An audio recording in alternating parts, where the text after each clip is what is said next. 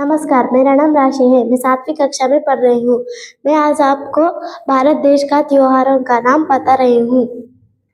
हिंदुओं का त्योहार विनायक चौथी, बतकम्मा, दशहरा, दिवाली, संक्रांति, रक्षाबंधन, वरलक्ष्मी व्रतम, नागपंचमी, भोगी, महाशिवरात्रि आदि।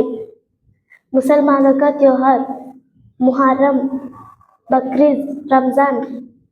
ईसाइयों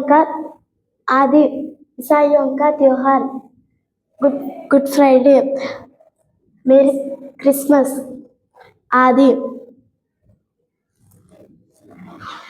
राष्ट्रीय का त्योहार स्वातंत्र का त्योहार, गणतंत्र का त्योहार,